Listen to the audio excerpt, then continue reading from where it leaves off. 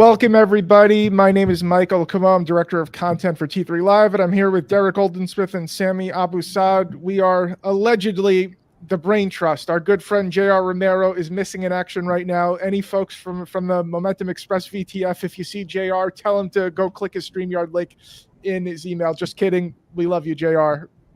We miss you. We hope everything's okay. So, guys, how are you doing today? Derek, how are you? I'm good.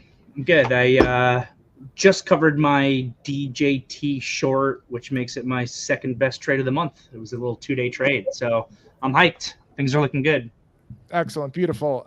Sammy, how about you? How are you doing? Amazing trade, Derek. Doing well, very busy. I don't have time to shave, don't have time to take a shower. It's really, really busy right now. I'm working on the earnings list as we speak. There's 336 items, companies reporting tonight. I have to get through the list and send before and send out the alert, which ones I'm picking. So it's a busy times. Okay. Yeah. So again, this could be next 7 days or so, could be the biggest days of the year because we have Microsoft, Meta, Apple, Amazon, and a ton more companies coming. The election is next week, and we're going to talk about all that stuff. And yes, of course, we are going to play two truths and a lie. So while we wait for JR, Sammy, so how would you describe earnings season so far? Because we're seeing a lot of winners, a lot of flops, but what are you seeing out there on the ground? So the big names continue to impress, I think. And the Qs is closing in at the all-time high. The SPY is right there. The small names, not really participating, but they don't look bad. So far, I think, the earnings season is as expected, to tell you the truth. Market is bullish. Most of the big names are gapping up. The semis, we saw the semis last couple of weeks. We talked about them. I said the momentum is over in the semis. That's what I told JR. That I think when we talked about that wide range red bar in the semis, I said that means the momentum to the upside is probably over. And we can see that more so today than before, with the AMD and the SMCI being down a lot. So, so the semis are not looking good, but everything else is looking okay, I think. Okay, yeah. So, Derek, it does feel like that this AMD and SMCI bad news putting a little damper on the mood. What do you think of the semis here? Do you think it's like sideways action for now, at least until NVIDIA? I mean, SMCI is definitely problematic, especially because there are a lot of business for NVIDIA also. With that said, NVIDIA is holding in great off of this. The Qs are holding in great off of this. There hasn't been any real contagion to really anywhere else in the market off this SMCI move. I mean, not even to NVIDIA, which it's a large part of NVIDIA's business. I think it's like 7% of their business is going out to SMCI. So you would think that this could be a much worse situation than it seems to be so far. Obviously, for SMCI itself, it's a complete disaster, though. Okay, and fun fact, SMCI, most shorted stock in SPX and the Qs. So someone's getting paid. Yeah, so great day for those SMCI shorts. I'm actually long SMCI, so I'm having a lousy day. But on the topic of SMCI, so of course, warning for later on, we are going to talk about the election a little bit. We're not trying to get political. We just want to make money, have a few laughs. If you are easily offended, just stop watching now. We know there's going to be some hate comments. If you're overly sensitive, just stop watching. We don't want to hear it. Okay, so let's talk about two truths and a lie. So we're going to make 3 statements. One of them is a lie. Now, just try to guess the lie. And the theme is SMCI, which, of course, is getting destroyed because their auditor said, you guys are terrible. We've had enough. Okay, so again, which one is the lie? So I already gave one away. So SMCI has the shortest interest of any SPX stock. Number 2 is SMCI is down year to date. Number 3, SMCI built a supercomputer for Elon Musk. So which one is the lie? Derek, you go first. I don't think SMCI is down year to date, even with this move. Correct. I think that's what I was going to pick, number 2. Okay. But I didn't know they built a supercomputer for Elon. Either. Okay, so all right, we have 2 winners this week, which means you 2 guys have to compete in a death match. No, we just share the trophy. Okay, speaking of so JR, we've been talking about our old friend SMCI. JR missed 2 truths and a lie. Very, very sad. But he will be back next week. So JR, glad you're here. So about a month or two ago, you called SMCI the Bernie Madoff of tech. And so what do you think of this big sloppy mess we see today with SMCI? I mean, expected, you know. I've been dealing with them for 20 years. So, not surprised. Oh, so this is like old-timey, like deep family rivalry. Like the Hatfields and the McCoys, the Romeros and the SMCIs. Okay. No love lost, yeah. Okay, all right, JR. So we were talking about earnings season before. So what are your thoughts on earnings season so far? We're seeing some, big moves, big winners, big losers. What you think the action is reasonable so far? Well, yeah, I think they're, Google really raised the bar for Meta and Microsoft. We'll see what happens. But yeah, fantastic moves post-market yesterday for sure.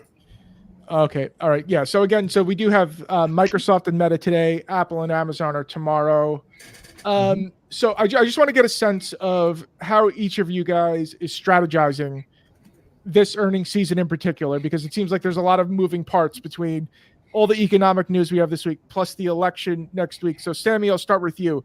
Yep. Are you, because I know Sammy is very, very much like, I do my charts and I don't care about anything else. So Sammy, is it just everything by the book for you? Truly is. Look, I try not to, like outsmart the charts. The charts are really smart as is. The charts are not smart or dumb. The charts are the reality.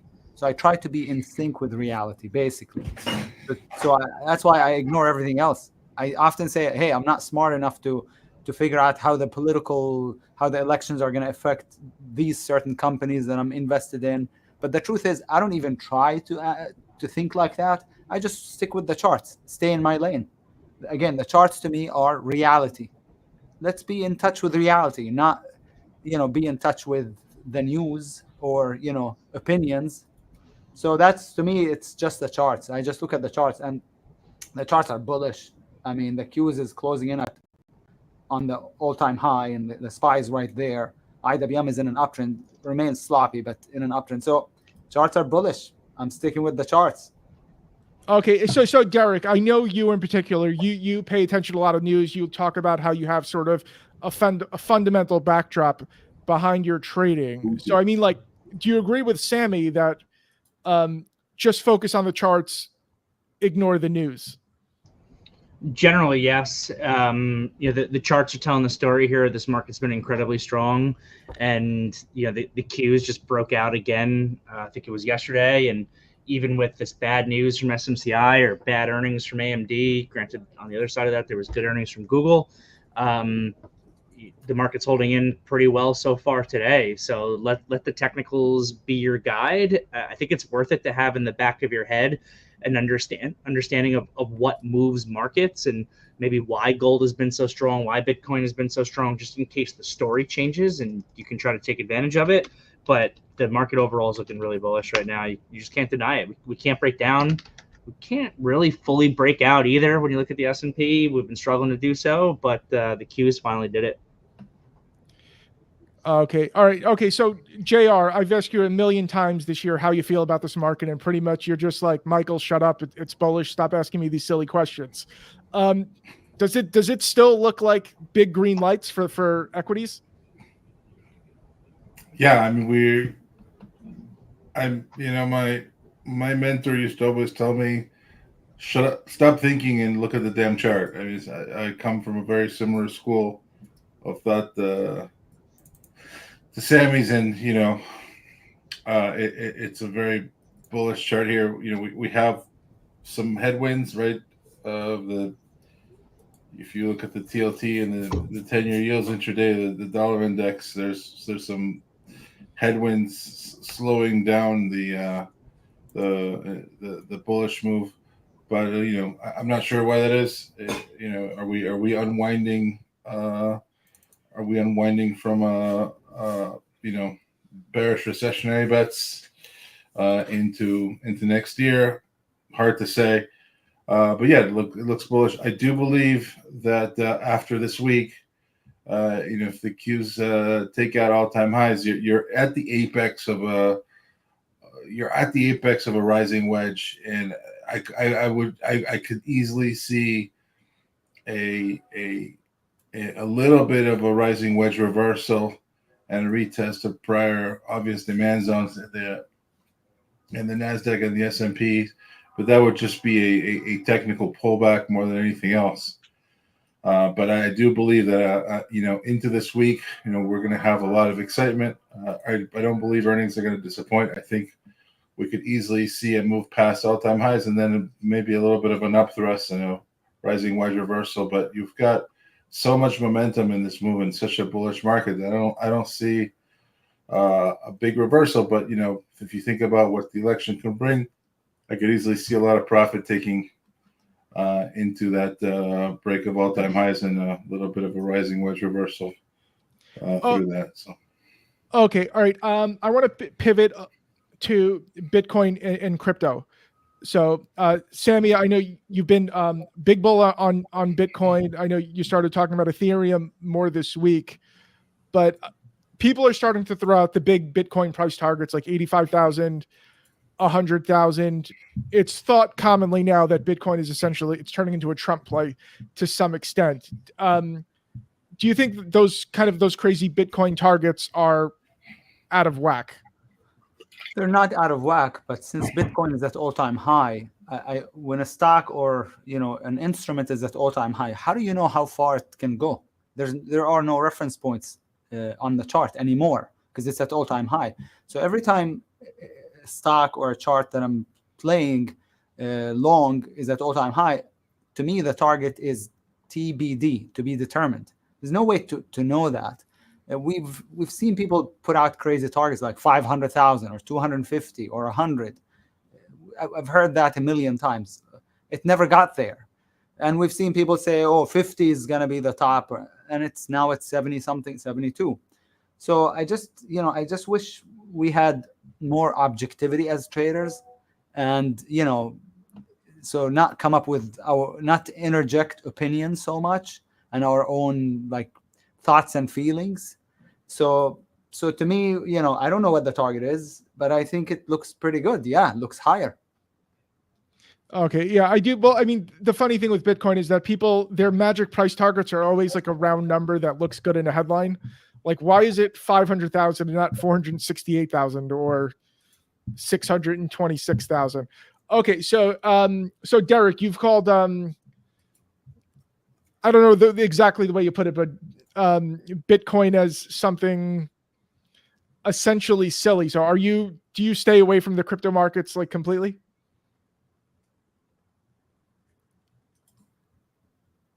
Derek, you're muted.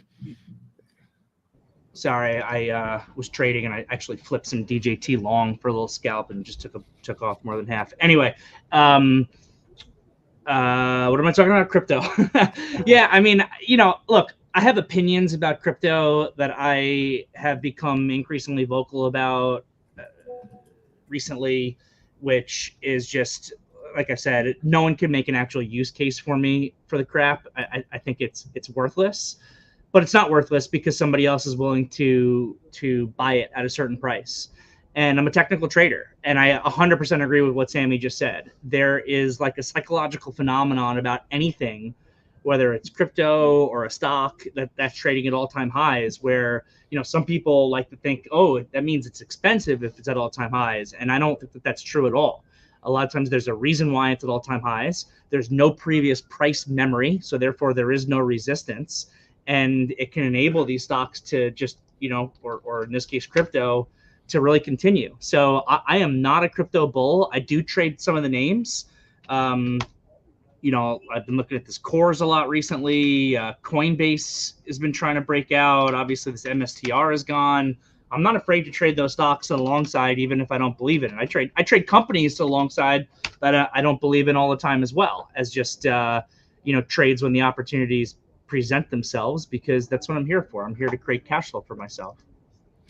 Okay, all right. So, JR, do you think because I think this conversation comes up a lot. Wilson in the chat is saying you can buy and sell physical goods with it.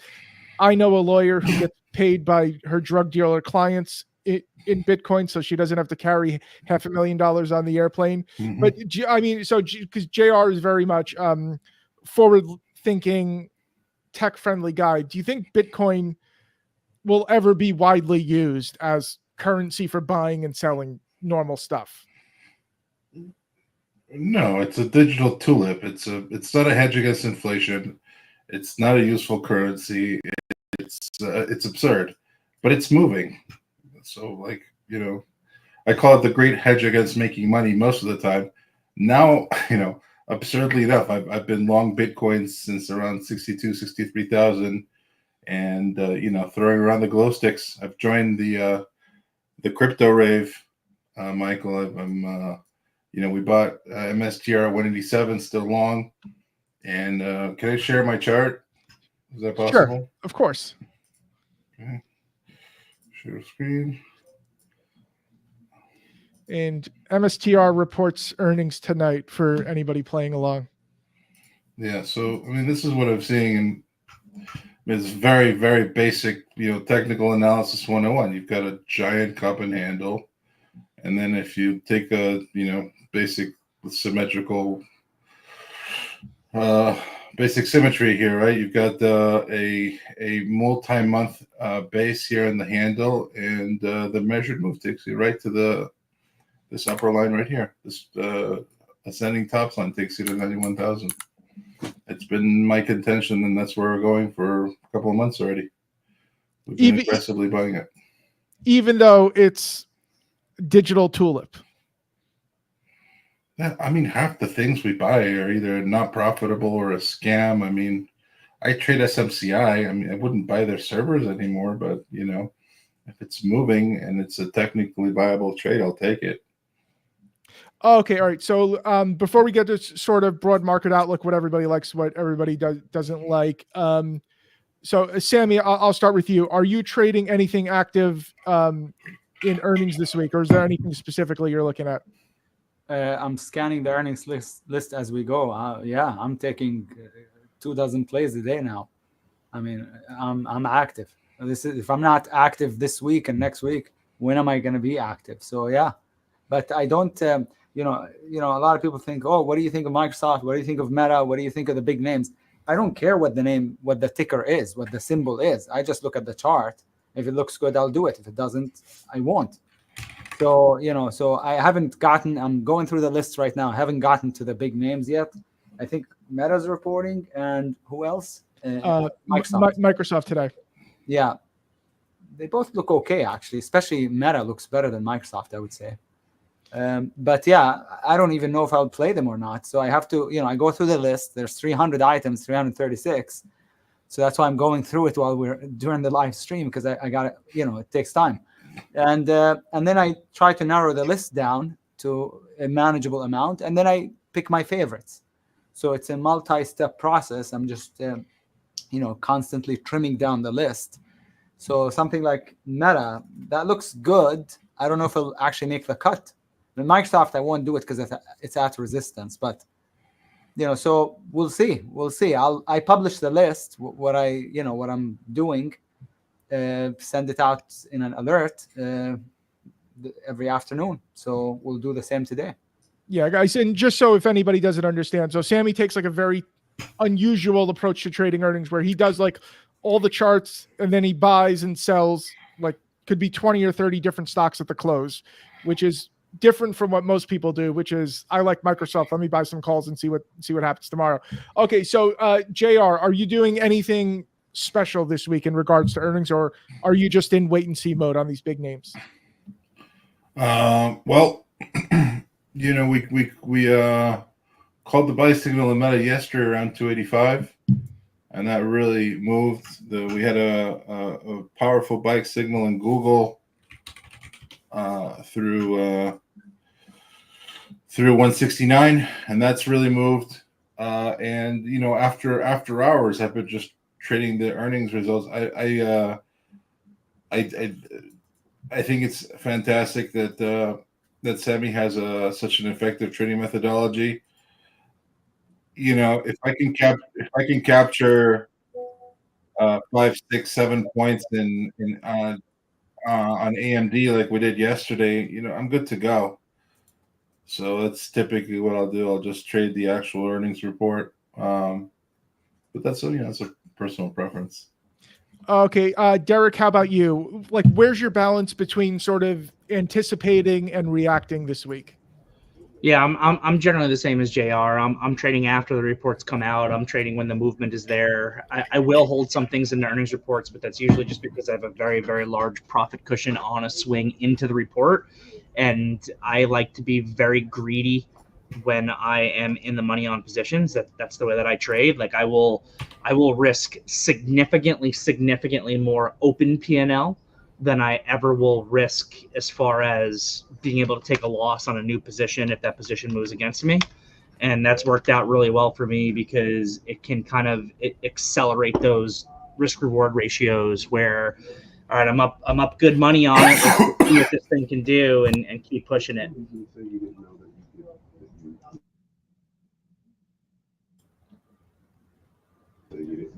That's all I got. What happened to Okay. All right. Okay. Okay. So I'm the one who named this live stream most pivotal trading week of the year. So let's get a little bit meta. Sammy will never lie to me.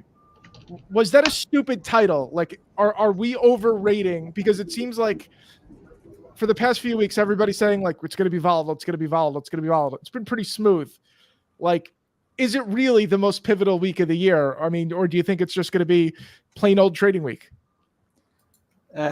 Plain old trading week, because I don't see the big names making big surprises. And if the big names are not going to have big surprises, then I think it'll be just another trading week. Volatile when it comes to the individual names, because there's a lot of companies that are reporting, and so they'll move a lot. But in terms of the market itself, no, there's nothing special this week. I don't see it. I don't think so. Okay, even with the election coming, I mean, do you think the election will really shake things up? No, because so to me, I mean, I thought about the elections, and so the market doesn't. I don't want to say the market doesn't care which party wins, but if you go back and look at the history, really it doesn't very much. What it cares more about is uncertainty. So if the election is contested, if there's uncertainty, right? That's what it cares about. But when it comes to Harris, it's a continuation. There's continuation of what we've had. So the market, knows what to expect. If it's Trump, well, Trump is probably the most pro-business president we've ever had in the history of the country. That's nice too. So I think regardless of which candidate ends up winning, the market is going to say, okay, it's good. I always feel like the market has, when it's bullish, it's not the market, it's traders will come up with any reason why it's a good thing that Trump or Harris won. If the market is bearish, no matter what the news is, even if it's really good, supposedly, it will be sold. It'll be viewed as bearish. So that's how I feel. I was gonna say one other thing, which is what I'm getting all these. Somebody's messaging me, so I got sidetracked a little bit. But again, I forgot what I was gonna say. There was one other thing I was gonna say, but again, it's either continuity, which is good for the market, or the most pro-business president we've ever had, which is good for the market. And the market is bullish, so whichever news we get, whichever candidates we get, it will be bought. The news will be bought. If the market was bearish, whichever candidate we get, it'll be sold. Oh, this is what I was gonna say. I'll pass the mic back to you. But remember during the pandemic, like a lot of companies were not doing well, but then they would rally. And the reason for the rally was because money was flooding the markets like crazy. It was the only game in town. Everybody was trading and buying, but they would come up with reasons as to why Tupperware was now worth a lot more. Oh, because people are eating at home, so they need Tupperwares, or any reason.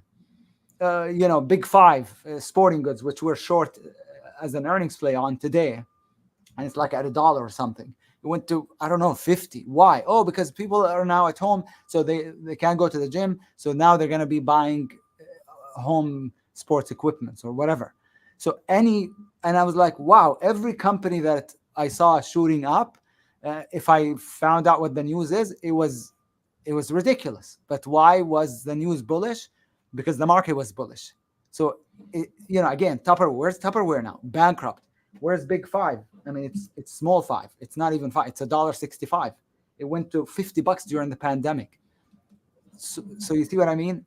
There's the market, or participants will always justify the news based on whether the market is bullish or bearish. So, and because the market is bullish, I think, if we get Harris, then they will justify that, oh, we have continuity. Trump is a little bit volatile. If we get Trump, oh, he's pro-business. That's a good thing. So either candidate, I think, will not really move the needle at all unless the elections is contested and there's something, crazy like uncertainty going on. Then, yes, then that would be not great for the market. And the mic back to you.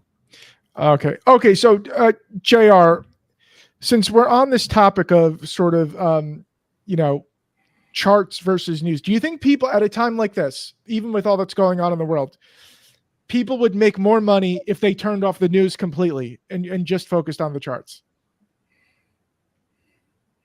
It depends on the kind of trader. I think news is very important, personally, as a gauge of sentiment and what people are thinking. I mean, ultimately, as a trader, you're trading against other people, and understanding what they're thinking is essential. So for me, news is very important, but not nearly as important as the chart. Right now we have a really bullish sentiment in the market, but I see a rising wedge into all-time highs with really relatively weak technicals and lots of intermarket headwinds. I don't care what the news is saying. I'm looking for the market to come in 5-6%. I do still think we have a day with Destiny SPX 6000 before the end of the year. But yeah, I mean, I think you have to use news intelligently. You know what I mean? Okay. All right. So, Derek, I'll ask you. I guess the same question. Would it benefit most people if they just, because I do feel like Sammy's correct, where people will overanalyze everything and fit it into reality, so it makes sense to them. Like, do you think it might be good for people to literally turn off the news right now?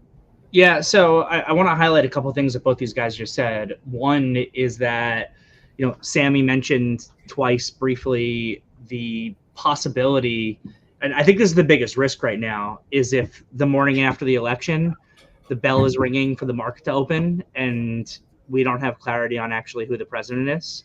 I think that markets could potentially have a real freak out over that. So that's, and you need to be aware of that is a possibility. It is the probably the lower probability situation, but it's not a zero probability situation. That's something that can happen. And if you're just, I don't know, obviously I would assume everyone on the whole planet knows that the presidential election is about to be happening next week. But if you are shut off from the news so entirely that somehow you don't even know that there's a presidential election next week, then you are ignorant to a major potential risk where you just wake up on the 6th and that worst case scenario is happening and the market is just absolutely tumbling. You need to know that. You need to know that. Or even like SMCI today, that when your accounting firm quits, that's like, you want to know that news. That's like very, very, very significant news. That's the difference between like, oh, SMCI just dropped from $49 to $44. It's extended to the downside. Let me buy this dip, as opposed to, holy cow, there's an accounting scandal here. It's at $44. I'm still willing to pound this thing to the short side because this news is so significant and so important. With that said, like JR said, it does depend a little bit, I think, on the type of trader that you are to some degree. And it is a skill, it's a trading skill to learn to be able to sift through the noise, which is the vast majority of it, versus the things that are actually important. And that's especially true when it comes to like watching the news itself, watching like the talking heads on TV. I don't ever want to be trading based off of like someone else's opinion. I want to be trading off of hard news facts. Ernst & Young just quit working for Super Microcomputer this morning. That is just, I don't need anyone else's opinion on it. I understand what that means for this company, how the stock should react off something like that.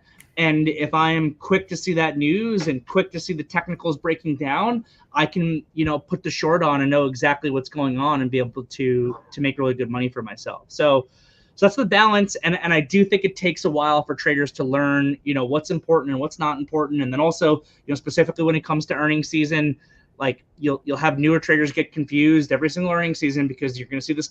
There will be a company that beats on earnings, EPS, beats on revenue, guides well, everything looks rosy, and the stock sells off all day. And there will also be the earnings report where the report looks terrible and the stock gets bought up all day. Which is why technicals are so important and risk management is so important. So you got to analyze the news, but you figure out what's actually important and what's not, and then you figure out how to trade off of it, and then most importantly, you figure out how to manage your risk for when you're wrong off those scenarios.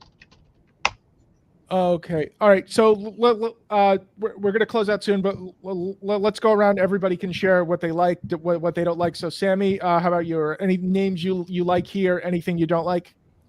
There's not a lot that I really like. There's a few names that I really like, but they're already up a lot. So there aren't any like new names that I really like. So I'm gonna say no right now. Of course, there's a lot that I like, but I'm already in it. It's late for the most part. So that's why I think I don't see a lot of great setups now. So I'm gonna say no. I'm at a loss for words. This is never. Okay, you want me to give you? You want me to start? No. I don't. I'm not. I don't want to put a gun to your head. But this is. I think I've known Sammy for like 9 years. This is the only time he hasn't had like 78 ideas for me. Okay, JR, how about you? Anything you like here? Anything you really don't like? I think there's a good reason gold is moving higher, and I expect it to continue to ascend, as well as silver. The VIX looks interesting. I think that we're underestimating the probability or possibility that we have no winner following election day, and even if we do, I think we're going to see a tremendous amount of volatility, which is why I expect, right at the apex of this wedge here, as we crack all-time highs, I do expect profit taking and then maybe a little panic selling if we have volatility. So the VIX looks interesting. Yeah, that's what I'm thinking. Gold, silver, VIX. Cool. Okay, Derek, how about you? Any setups you like or anything you really don't like here? I want to get through earnings season, and I want to get through next week with both the Fed and the election to start having more conviction in this market. The Qs, as far as I'm concerned, initiated a breakout sequence yesterday, and provided that they close above QQQ 498.50 today, it continues to confirm that. That's the number that I'm looking at. Under the surface, the VIX, the interest rates, the dollar, are all concerns. I get most bullish when the three major indexes that I like to look at, which are the S&P, the NASDAQ, and the Russell, are all confirming the same thing to me, and I don't fully have that yet. I have the Q starting to go, but at the same time, we saw a lot of weakness under the hood when you looked at like the RSP, the equal-weighted S&P, or you look at the IWM. So I don't think that we have like full continuity confirming the breakout to the upside, at least not yet.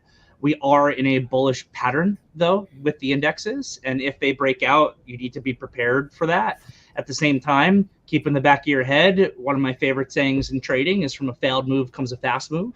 So if the bull pattern that I'm looking at and the SPYs can't break out, can't confirm what the Qs are trying to do, and we break lower, that becomes an issue. I think if you get below like SPX 5750 to 5800, that you go into a feedback cycle, a feedback loop of selling in this market that could get violent really quickly and begin to confirm all the other warning signals that we're looking at that JR mentioned as well. But I don't need to be the one that is a hero who shorts the high penny of the market. If we break those levels to the downside, I'm prepared mentally to be able to push at that point for when and if we go into a feedback cycle of selling. And whether it's earnings reports that get us there, the Fed that gets us there, the election that gets us there, I know the technical levels that are most important for that break to the downside and the technical levels that are important that can break us to the upside. If we can get through earnings week this week and we can get fully through the election and the Fed next week, things start to look incredibly bullish. I mean, we're entering the most seasonally bullish period of the year, pretty much starting right now. November is the biggest month of the year for buybacks, and corporate buyers have been the #1 buyer of stock this calendar year. So there is a downside trigger that I think breaks this market that creates really, really good shorting opportunities. But I think that we basically have a week and a half window for that trigger to hit. And otherwise, all of the bullish seasonality effects really start to come into play. And then it becomes more likely that we break up. And at that point, I'm going to be starting to really put my long positions back on. I wanted actually the break lower to come so I can crush the market quickly to the short side and then come in and buy that dip, because I do think it'll lead to a bigger picture buying opportunity for the companies that I like to kind of reinvigorate my longs. But that hasn't happened, at least not yet. I got a week and a half window for it to happen, or otherwise we look like we're breaking out. Okay. Right. One other thing to say.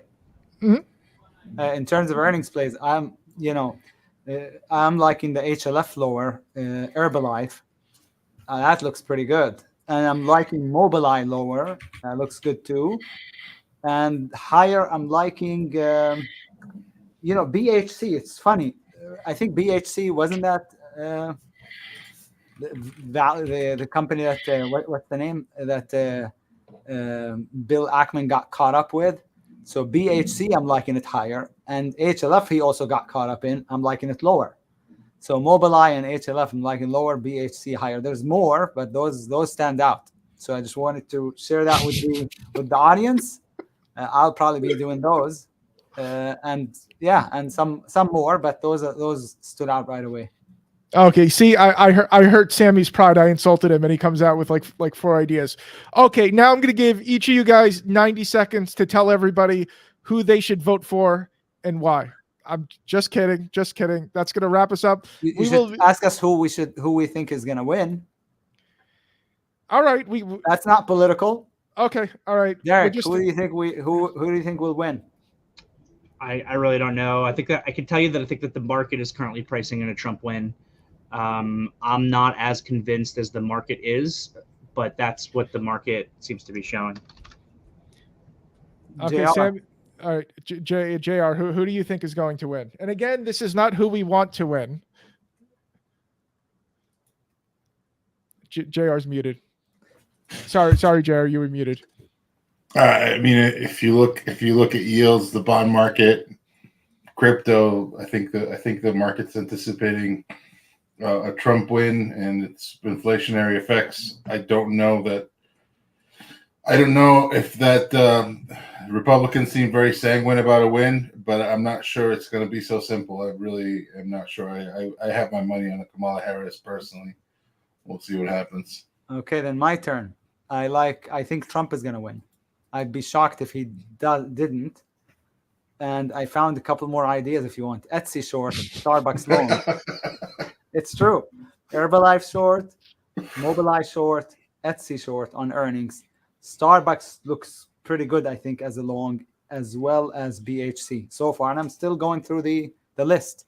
Maybe NCLH, the cruise line, looks good long.